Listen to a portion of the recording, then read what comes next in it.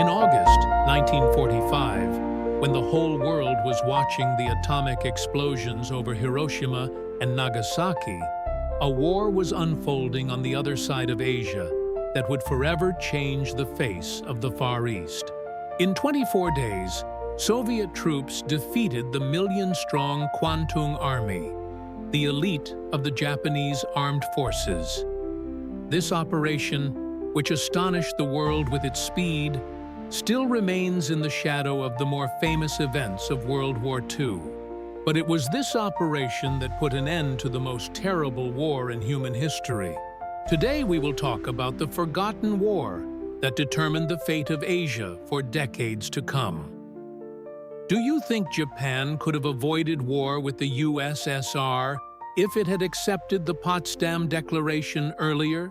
Write your opinion in the comments and subscribe to the channel so you don't miss new episodes about little-known pages of World War II history.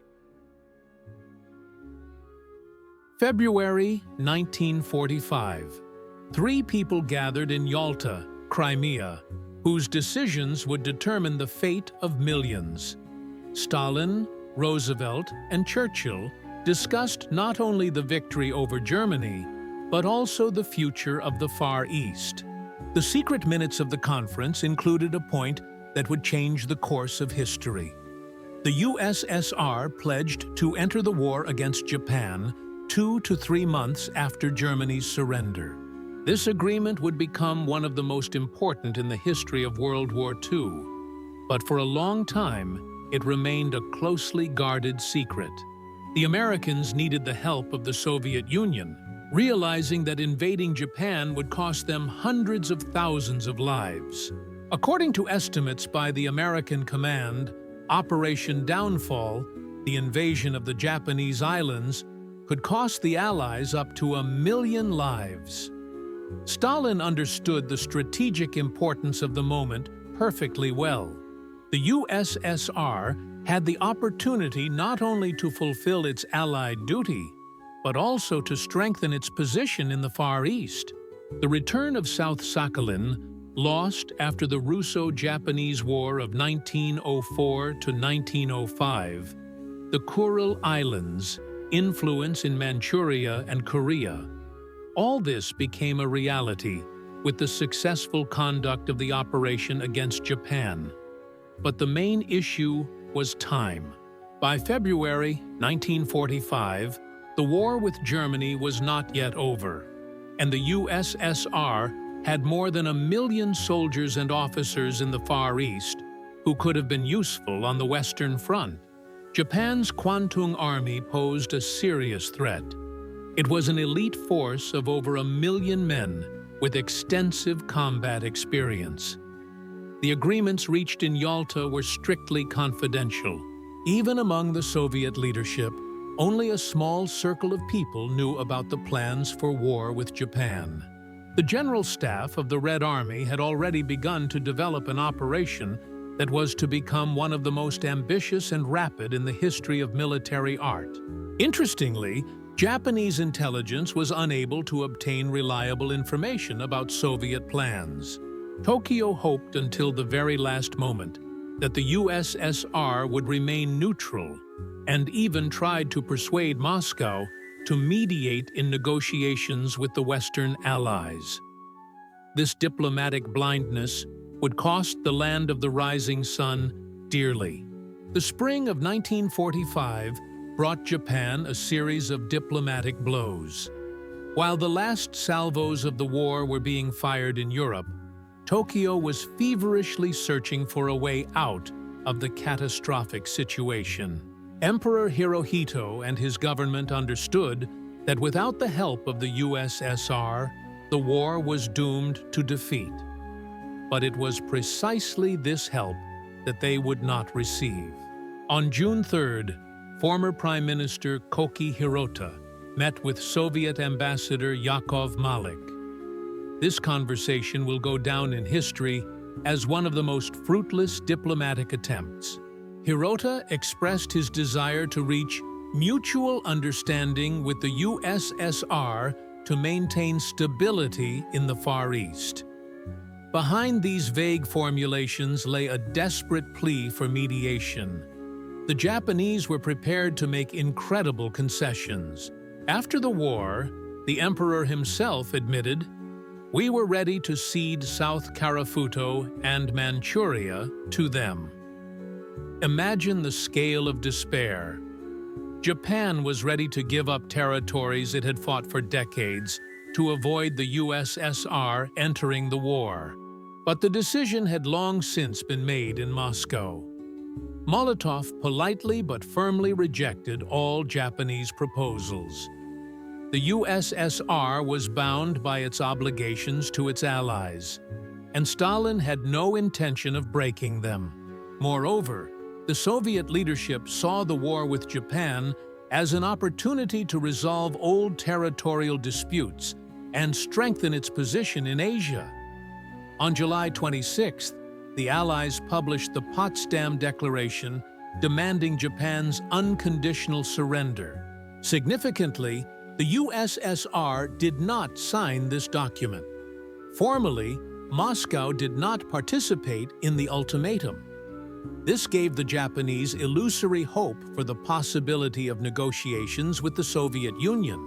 On July 28th, Prime Minister Kantaro Suzuki announced his intention to ignore the Potsdam Declaration and continue moving forward to bring the war to a successful conclusion.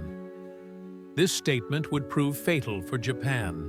The refusal to surrender gave the Allies every reason to continue military operations. There was no unity among the Japanese leadership. Some politicians understood the hopelessness of the situation, but the military insisted on continuing the resistance. They hoped to inflict such heavy losses on the Allies during their invasion of Japan that they would agree to negotiate an honorable peace. These calculations proved tragically wrong. While diplomats played their game, one of the largest military operations in history was unfolding in the Far East. By the summer of 1945, the USSR had concentrated 1.5 million soldiers and officers on the borders of Manchuria, Korea, and Sakhalin. It was a formidable military machine, hardened in battle against the Germans and ready for new battles. Marshal Alexander Vasilevsky, appointed commander-in-chief of Soviet forces in the Far East, arrived in the region under the name General Vasiliev. The secrecy of the operation was so strict that even the highest military commanders used pseudonyms. Vasilevsky brought with him detailed plans for Operation August Storm, as the upcoming offensive was called in Soviet headquarters. 3 fronts were preparing for a simultaneous strike.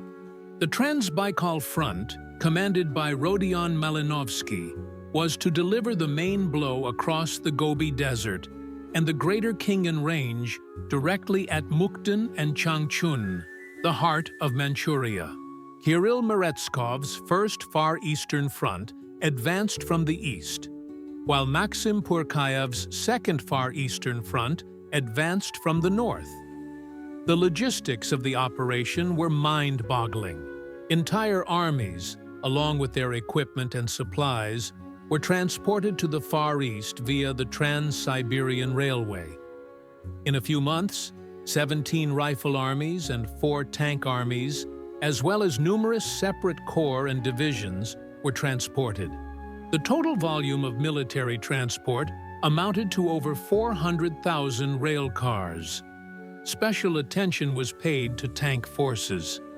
Over 5,000 tanks and self-propelled artillery units were to participate in the operation. Many of them traveled from Berlin to Vladivostok, a distance of 9,000 kilometers.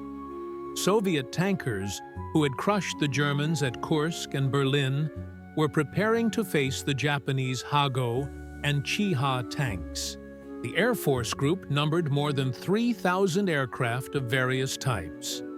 Pilots studied the peculiarities of the theater of war, where mountains neighbors deserts and naval battles could be combined with high-altitude operations. The Pacific Fleet was preparing amphibious operations on Sakhalin and the Kuril Islands. But the main problem was geography.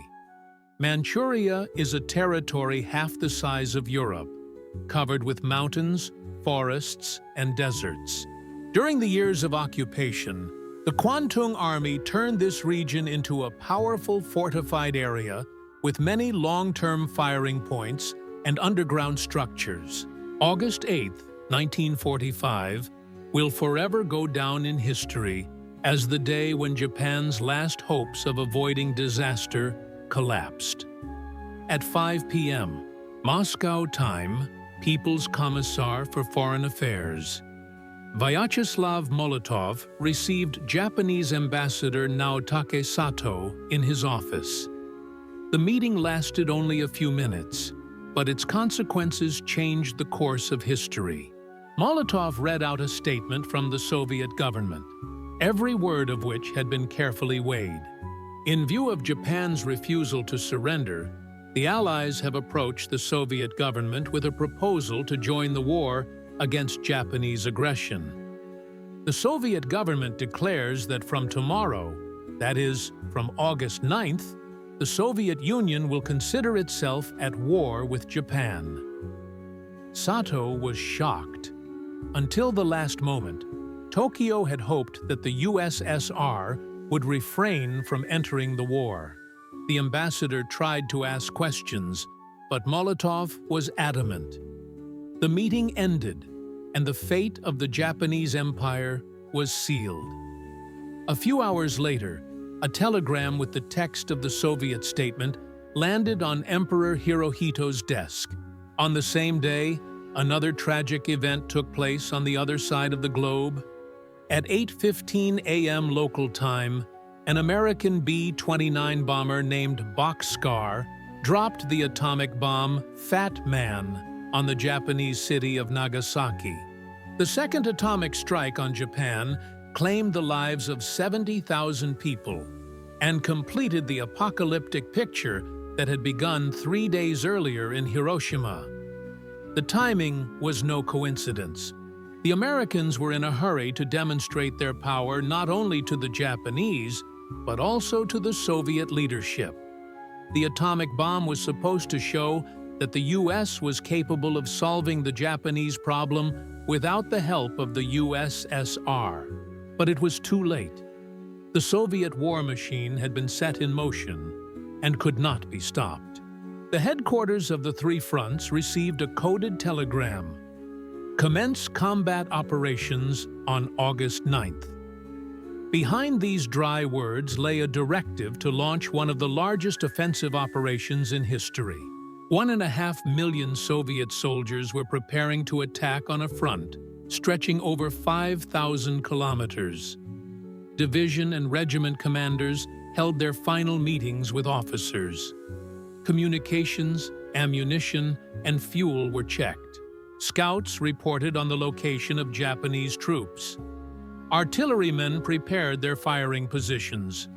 There were only a few hours left before the start of the operation, and Tokyo still did not fully realize the scale of the impending catastrophe. It is noteworthy that the Japanese command only learned of the declaration of war on the morning of August 9th through an intercepted radio transmission. The Kwantung Army greeted the dawn, unaware that in a few hours its agony would begin. August 9th, 1945. 4 o'clock in the morning local time. In the pre-dawn silence of the Far East, the first volleys of Soviet artillery thundered. Thousands of guns opened fire on Japanese positions, heralding the beginning of an operation that would be called the August Storm in Western historiography. A storm that swept away the Japanese Empire's last illusions about the possibility of continuing the war. The strike was delivered simultaneously in all directions. Malinovsky's Trans-Baikal Front began its advance across the seemingly impassable Gobi Desert. General Kravchenko's 6th Guards Tank Army moved towards the Greater Khingan Range. which the Japanese considered a natural barrier protecting Manchuria from the west. No one expected Soviet tanks to be able to overcome these mountains. In the east, Merezhkov's First Far Eastern Front troops crossed the Ussuri and Sungak rivers, breaking through Japanese defenses in the Primorsky direction. General Krylov's Fifth Army advanced on Mudanjiang, a key Japanese defensive hub. Here, the Japanese had built powerful fortifications, hoping to delay the Soviet advance for months. Purkyev's Second Far Eastern Front crossed the Amur and Ussuri rivers in their middle reaches, aiming for Harbin, the capital of Japanese Manchukuo. General Beloborodov's 15th Army was tasked with reaching the railway junctions as quickly as possible and paralyzing Japanese communications. The air war began with massive Soviet airstrikes on Japanese airfields, military facilities, and communications centers. The 9th Airborne Corps prepared to land deep behind enemy lines. The Pacific Fleet sailed out to sea to cut off maritime communications between Korea and Japan. Japanese resistance on the first day was fierce but disorganized. Many units of the Kwantung Army were caught off guard. Communication between headquarters was disrupted in the first hours of the offensive.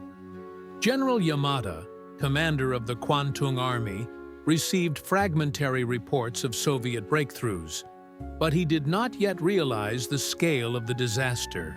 By the evening of August 9th, it became clear that the Japanese defense was falling apart. Soviet tanks had advanced dozens of kilometers, overcoming obstacles that were considered impassable. The pace of the offensive exceeded even the expectations of the Soviet command. An operation began that would change the political map of the Far East in 23 days. An interesting fact: on the same day, August 9th, the Mongolian People's Republic entered the war against Japan. Marshal Choibalsan threw his best units into battle, which were to act jointly with the Trans-Baikal Front in the Gobi Desert. August 11th, 1945, was the day when the myth of the impregnability of the Greater Khingan Range collapsed. What Japanese military engineers considered an insurmountable obstacle for tanks, Soviet troops overcame in 2 days. General Andrei Kravchenko's 6th Guards Tank Army accomplished what many thought impossible. It led a large tank group through a mountain range up to 2,000 meters high. The route through the Khingan Mountains became a true feat of Soviet tankers and sappers. Mountain passes with gradients of up to 30 degrees, narrow gorges where only one vehicle could pass, and the absence of roads. All this was supposed to stop the advance. But Soviet soldiers found a way out of what seemed like a hopeless situation. Sappers worked around the clock, widening mountain trails, building bridges across mountain rivers, and clearing mines from the passes. T-34 and IS-2 tanks climbed slopes that no one had intended for heavy equipment. Mechanics and drivers demonstrated miracles of skill, guiding their vehicles along the edge of the precipice. By the end of August 11th, the advance units reached the western slopes of the Khingan Mountains and saw the Manchurian plain below them. The Japanese command was in shock. Soviet tanks had appeared where they were not expected. The carefully prepared defense system had been bypassed from the flank. General Kravchenko personally led the breakthrough. This commander, who had fought his way from Stalingrad to Berlin, understood that the success of the operation depended on the pace of the offensive. Every hour of delay gave the Japanese the opportunity to organize their defenses in depth. Therefore, the tanks drove day and night, stopping only for refueling and maintenance. The breakthrough through the Khingan Mountains also had psychological significance. Seeing Soviet tanks behind their positions, Japanese soldiers lost faith in their ability to resist. Many units began to retreat without putting up a fight. The Kwantung Army's command system, designed for positional defense, could not withstand the rapid maneuvering offensive. But most importantly, with the Soviet troops entering the plains, a real tank war began. Here, in the vast expanses of Manchuria, the last major tank battles of World War II unfolded. The Japanese Hago and Chi-Ha tanks faced off against the renowned Soviet T-34s, and the outcome of these encounters was a foregone conclusion. By the end of the day, on August 12th, it was clear that the Kwantung Army's defenses had been breached on the main front. The road to Mukden and Changchun was open. The agony of the Japanese presence in Manchuria, which had lasted for almost 40 years, had begun.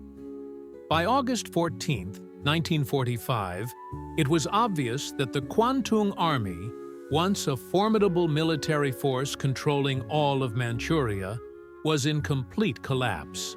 In 5 days of the Soviet offensive, the defense system that had been built up over many years collapsed. A million-strong Japanese force was disintegrating into separate pockets of resistance, losing control and communication between units.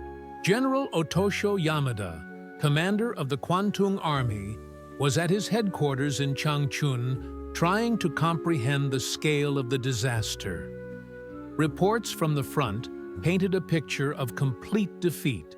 General Keita Kiyotake's First Front Army was cut into pieces and retreating to Mudanjiang. General Yoshitsugu Saito's Third Front Army had lost contact with headquarters and had effectively ceased to exist as an organized force.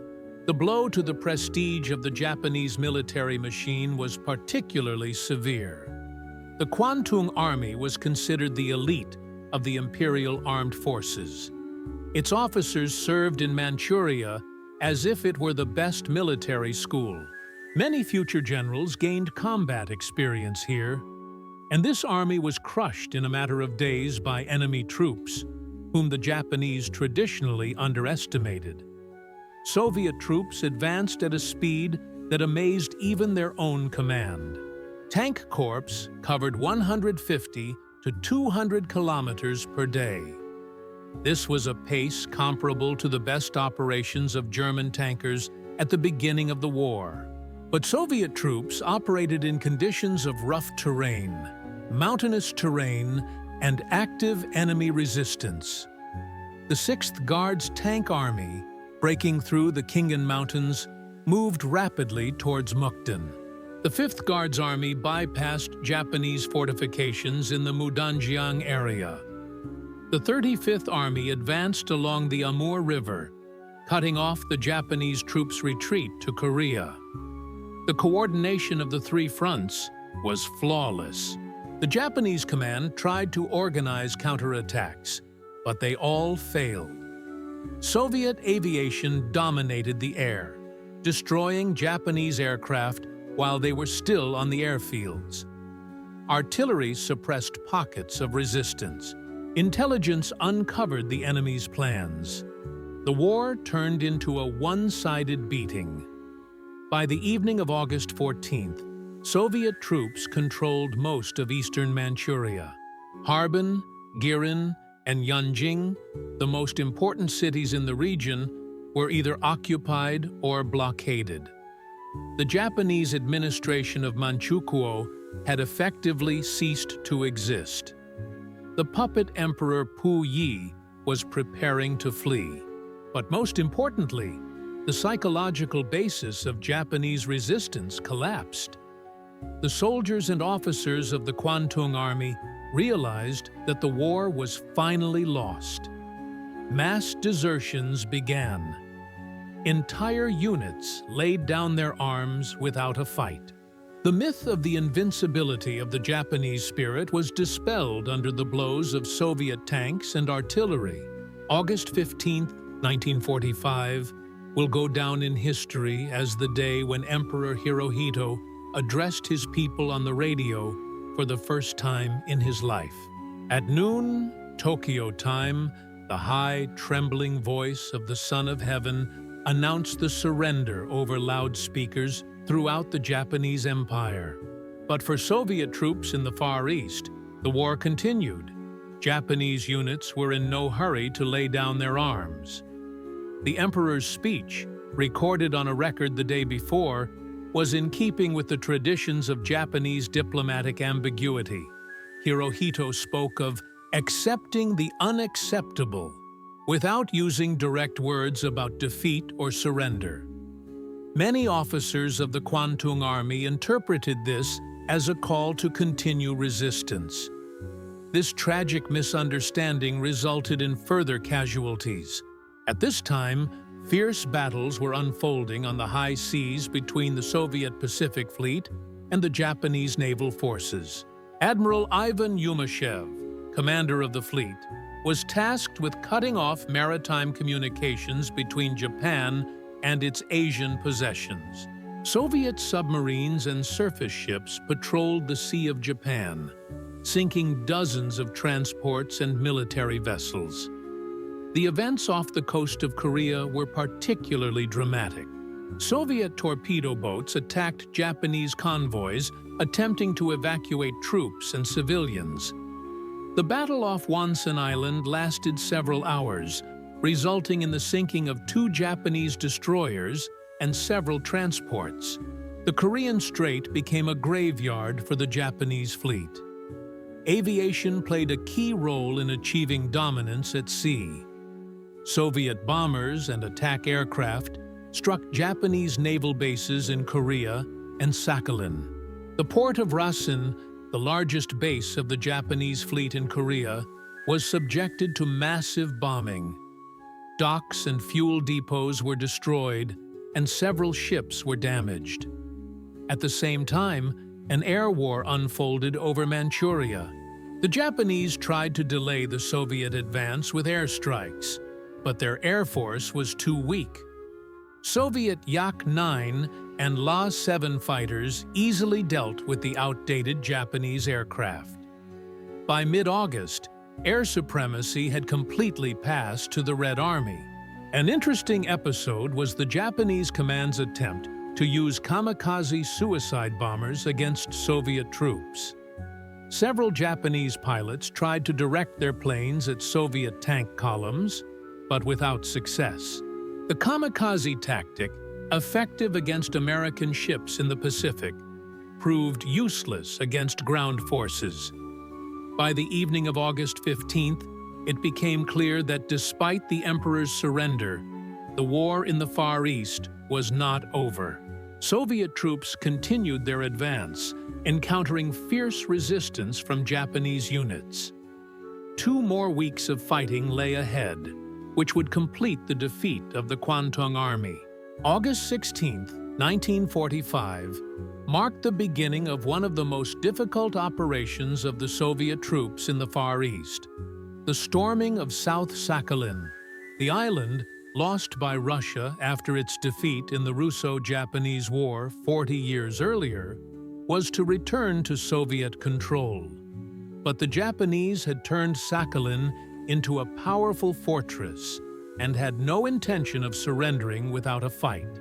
The 56th Rifle Corps, commanded by General Leonid Ganechko, was tasked with forcing the La Pérouse Strait and capturing the southern part of the island. The operation was prepared in the strictest secrecy. The Japanese knew that a landing was inevitable, but they could not determine the exact location and time of the landing. This gave the Soviet troops an element of surprise. The defense of South Sakhalin was entrusted to General Tsutsumi Fusaki's 88th Infantry Division. The Japanese built several lines of fortifications on the island, covering the most likely landing sites with minefields and wire barriers. Coastal artillery controlled all approaches to the island. The landing began in the pre-dawn darkness. Soviet torpedo boats and patrol ships, covered by aircraft, approached the shores of Sakhalin. The first to land were reconnaissance groups, whose task was to capture bridgeheads and suppress enemy firing points. They were followed by the main landing force. The Japanese met the landing forces with fierce fire. Battles were fought for every hill and every settlement. The battles for the city of Khotan, modern-day Korsakov, which the Japanese had turned into a defensive stronghold, were particularly fierce. Soviet troops suffered heavy losses, but continued their advance. By August 20th, Soviet troops controlled the northern half of South Sakhalin. The Japanese defense was falling apart. General Tsutsumi understood the hopelessness of the situation, but continued to resist, counting on reinforcements from Hokkaido. These reinforcements never arrived. The Japanese fleet was paralyzed by Soviet submarines. Simultaneously, with the fighting on land, fierce air battles unfolded over the island. Japanese pilots based at airfields in Hokkaido tried to support their ground forces, but Soviet fighters, operating from airfields in Sakhalin and Primary, quickly gained air superiority. The assault on Sakhalin had special symbolic significance. The island was returning to Russia after 40 years of Japanese rule. Soviet soldiers fought not only for strategically important territory, but also for the restoration of historical justice. This gave them additional strength in the fierce battles. By August 25th, Japanese resistance in South Sakhalin had been broken. The island returned to Russian control. Preparations began for an even more difficult operation: the capture of the Kuril Islands. August 18, 1945, marked the beginning of one of the most daring amphibious operations in the history of the Soviet Navy: the capture of the Kuril Islands. This chain of volcanic islands, stretching from Kamchatka to Hokkaido, was a natural fortress that the Japanese had been fortifying for decades. The operation was led by Rear Admiral Dmitry Pozniak, commander of the Petropavlovsk Naval Base. The plan was recklessly bold: to land troops on Shumshu Island, the northern outpost of the Kuril Ridge, and then systematically capture all the islands up to Hokkaido. The Japanese had turned Shumshu into an impregnable fortress with powerful artillery and a large garrison. The island was defended by units of the 91st Infantry Division under the command of General Alexis Ikeda. The Japanese built a complex system of long-range firing points connected by underground passages. Coastal batteries controlled all approaches to the island. The garrison was ready to fight to the last bullet. The Soviet landing force consisted of units from the 101st Rifle Division and the Pacific Fleet Marines. A total of about 8,000 men took part in the operation, supported by naval and coastal artillery. The landing was to begin simultaneously at several points in order to disperse the enemy's forces. At 2 o'clock in the morning, the artillery preparation began. Soviet ships rained thousands of shells on Japanese positions, but the fortifications on Shumshu were so strong that most of the firing points survived. When the first wave of troops began to land at 5 in the morning, the Japanese met them with heavy fire. The fighting on the island was extremely fierce. The Japanese soldiers fought with the desperation of the doomed. Each pillbox had to be taken by storm. The Soviet Marines showed remarkable heroism, but the losses were enormous. By the end of the first day, the landing force had secured only small footholds on the shore. The turning point came on August 19th, when the Japanese command received the Emperor's order to surrender. General Ikeda found himself in a difficult position: to continue hopeless resistance or to carry out the Emperor's will. After agonizing hesitation, he decided to cease hostilities. On August 21st, the Japanese garrison signed the surrender on Shumshu. the island came under the control of Soviet troops. The systematic capture of the entire Kuril Ridge began. By September 1st, all the Kuril Islands up to Hokkaido were under Soviet control.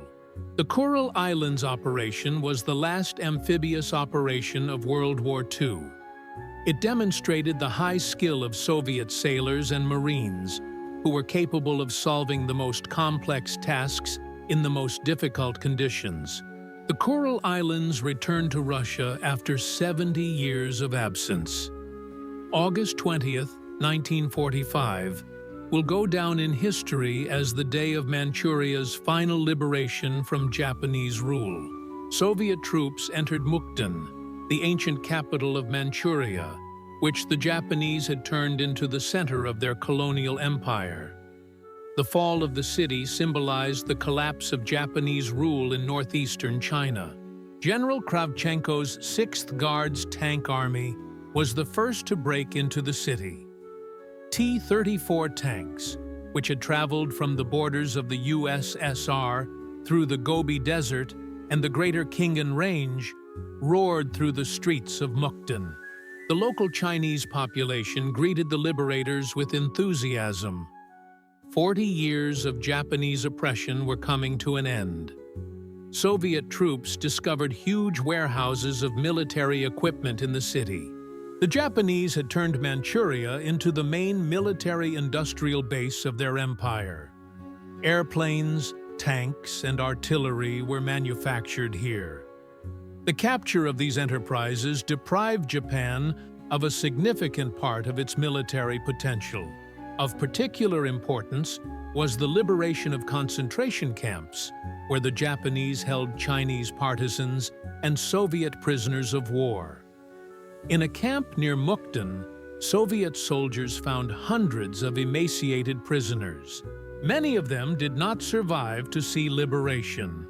The atrocities committed by the Japanese occupiers in Manchuria would become one of the charges against war criminals at the Tokyo trial. Simultaneously with Mukden, other major centers of Manchuria also fell. Harbin, a major railway junction, was occupied by troops of the Second Far Eastern Front. Changchun, the capital of the puppet state of Manchukuo, surrendered without a fight. Emperor Puyi, the last representative of the Qing dynasty, was captured by Soviet troops. Puyi's capture was a symbolic act. The man whom the Japanese had made emperor of their puppet state found himself in the hands of those who had destroyed his illusory empire. He would later be handed over to the Chinese communists and spend years in re-education camps.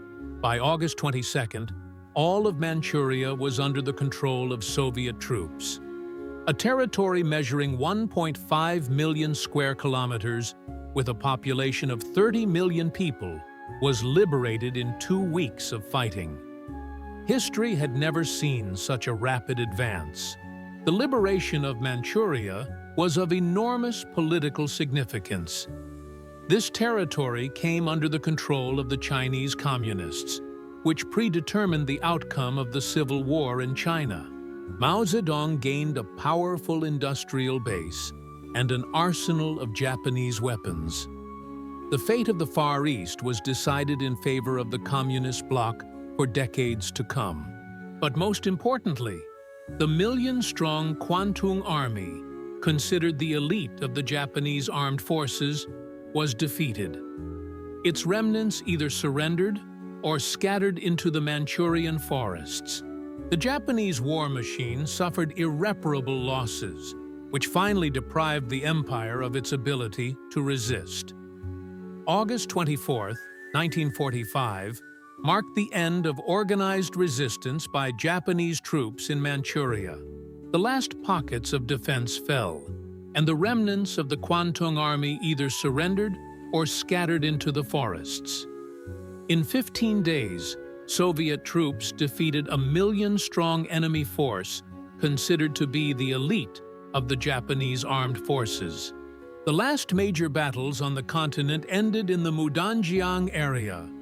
The fortress city which the Japanese had turned into a powerful defensive hub, fell after a 3-day assault. General Krylov's Fifth Army demonstrated the highest level of skill in these battles, overcoming a system of fortifications that had been built up over many years. The losses were heavy, but the result justified the sacrifices. At the same time, the troops of the Trans-Baikal Front completed the encirclement of large Japanese groups in central Manchuria. General Lyudnikov's 39th Army closed the ring around the remnants of the Japanese Third Front Army. The surrounded troops, deprived of supplies and communication with their command, began to surrender en masse. General Yamada, commander of the Kwantung Army, finally lost control of the situation. His headquarters in Changchun was blocked by Soviet troops. Communication with Tokyo was interrupted. Reports from the field painted a picture of complete defeat. On August 24th, Yamada decided to surrender the remnants of his troops. The surrender ceremony took place in the small town of Hunchun, on the border with Korea. Marshal Vasilevsky accepted the surrender from the Japanese command.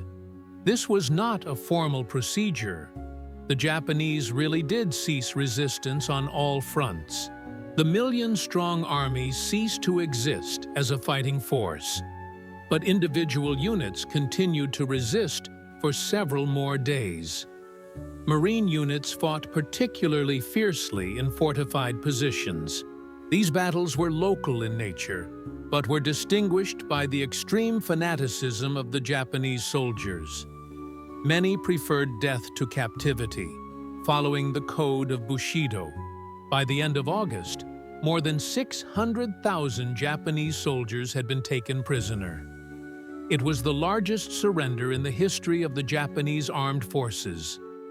Among the prisoners were dozens of generals and hundreds of senior officers. The entire command system of the Kwantung Army was paralyzed. The trophies captured by the Soviet troops were astonishing. Thousands of artillery pieces, hundreds of tanks and aircraft, huge warehouses of ammunition and equipment.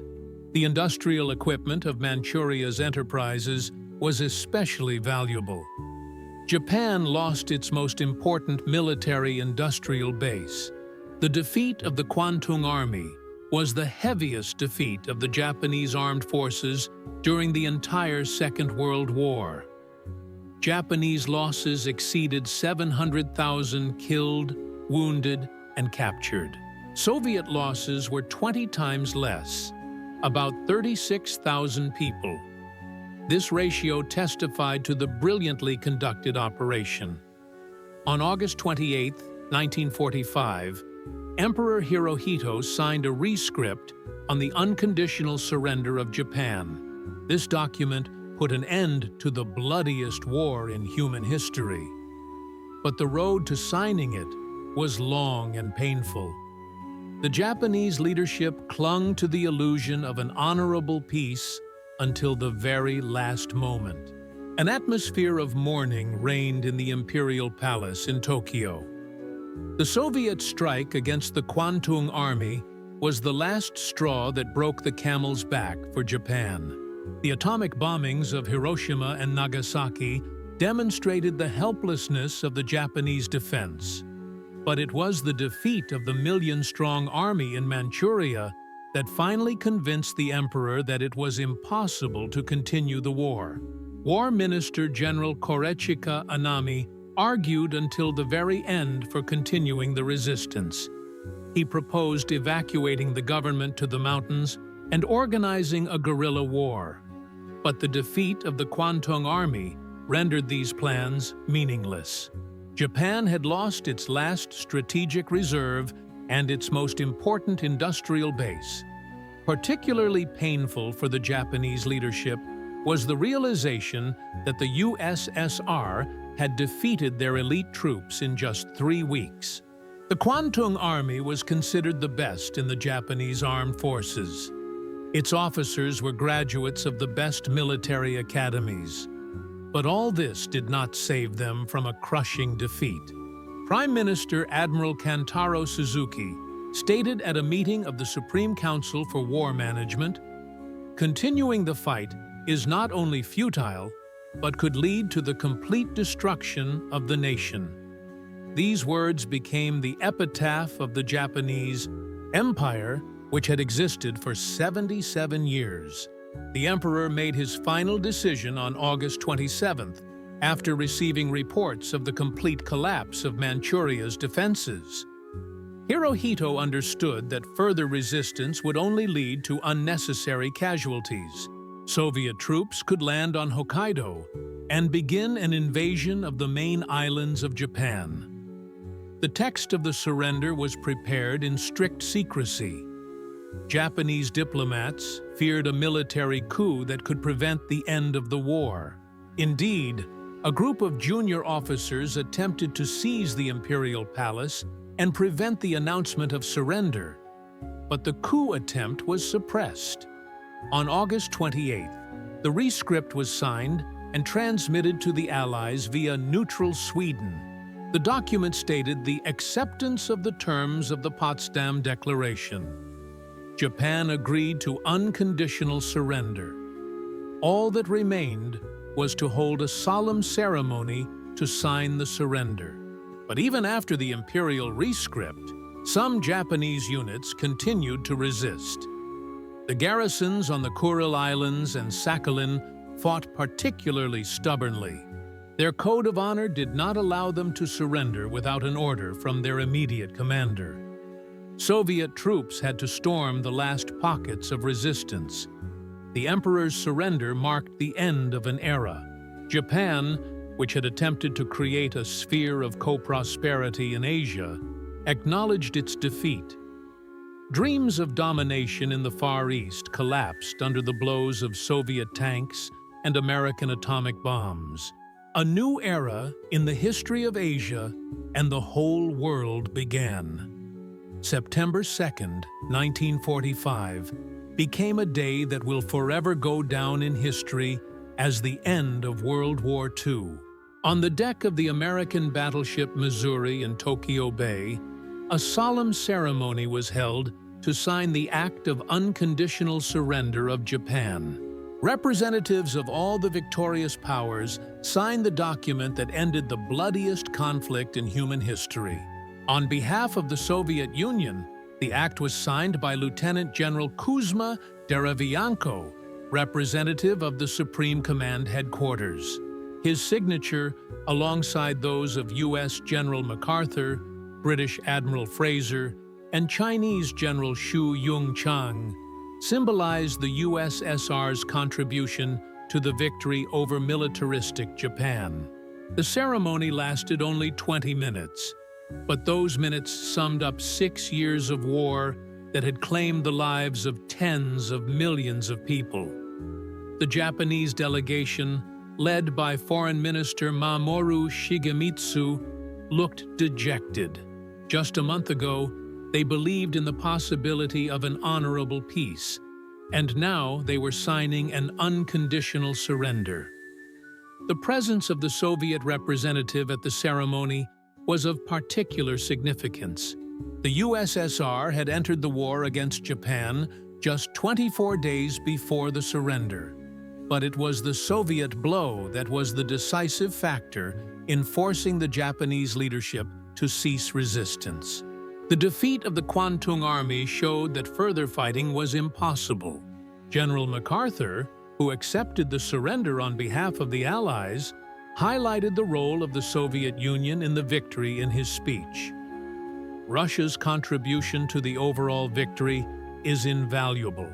Without its participation, the war could have dragged on for years with incomparably greater losses. These words acknowledged the decisive role of the USSR in the defeat of Japanese militarism. After the signing, hundreds of American planes flew over Tokyo Bay. But at that moment, thousands of Soviet soldiers and officers had already been standing on Chinese and Korean soil, liberated from Japanese occupiers for more than 3 weeks. The Red Army had fulfilled its mission. It had defeated the last aggressor of World War II. The signing of the surrender marked the beginning of a new era in international relations. Japan was transformed from a great military power into an occupied country. The USSR received the Kuril Islands, South Sakhalin, and naval bases in Port Arthur and Dalny.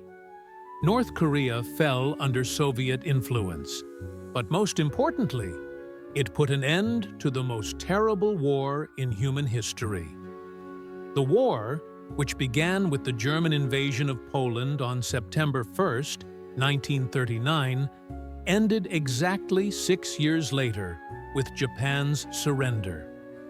The world breathed a sigh of relief. For the Soviet people, this day marked the end of 4 years of deadly struggle against fascism. From the walls of Moscow to Berlin, from Stalingrad to Manchuria, such was the path of the Red Army. 27 million dead Soviet citizens were avenged. Justice prevailed. On the deck of the Missouri, not only the war ended, but an entire era. The world was entering the nuclear age, an era of confrontation between two superpowers, the USSR and the USA. Within a few years, the allies of the anti-Hitler coalition would become adversaries in the Cold War. But on that September day, everyone was united in the joy of victory over a common enemy.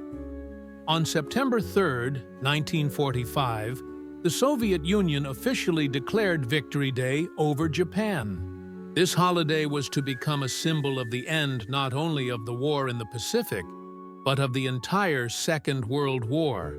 In 24 days of fighting, the Red Army defeated the million-strong Kwantung Army, liberated Manchuria and North Korea, and returned the Kuril Islands and South Sakhalin to Russia. The price of victory was significant, but not excessive. Soviet losses amounted to 36,000 killed, wounded, and missing. The Japanese lost more than 700,000 people. This ratio of losses testified to the high military skill of Soviet commanders and the superiority of the Red Army over the enemy. The political consequences of the war were particularly significant. The USSR strengthened its position in the Far East, gaining strategically important territories and military bases. The Kuril Islands became a natural barrier protecting the Soviet primary region. Port Arthur and Dalny became outposts of Soviet influence in the region. Manchuria was transferred to the Chinese Communists, which predetermined the outcome of the civil war in China. Mao Zedong received a powerful industrial base and huge military trophies. Without Soviet assistance, the victory of the Communists in China would have been impossible. This radically changed the balance of power in Asia. North Korea fell under Soviet influence, which would lead to the Korean War 5 years later. The division of the peninsula along the 38th parallel would be a source of tension for decades. But in September 1945, these problems seemed far away. The industrial enterprises of Manchuria, built by the Japanese during 40 years of occupation, fell to the USSR as spoils of war. Some of the equipment was taken to the Soviet Union as reparations for the damage caused by Japanese aggression. This helped to rebuild Soviet industry, which had been destroyed by the war. For the international communist movement, the USSR's victory over Japan was a powerful stimulus. The Red Army demonstrated its ability to crush any enemy anywhere in the world. The Soviet Union's authority as the leader of world communism grew significantly. But the main result was the elimination of the last hotbed of aggression in World War II. Japan, which had unleashed war in China back in 1937, was finally defeated. The militarist regime that had terrorized Asia for half a century ceased to exist. The war, often referred to in the West as forgotten, was in fact of colossal significance. It not only put an end to World War II, but also shaped the post-war Asia. China became communist, Korea was divided, and Japan was occupied. These changes are still felt today. The Soviet-Japanese War of 1945 was a shining moment in the military history of the USSR. In 24 days, a task was accomplished that, according to Western experts, would have required months of fighting. The Red Army demonstrated the highest level of military skill, completing its victorious march from Moscow to Tokyo Bay. This war was indeed forgotten against the backdrop of the grandiose battles in Europe. But it was this war that put an end to the bloodiest conflict in human history. September 3, 1945, became the day of final victory over fascism and militarism. The world finally found its long-awaited peace.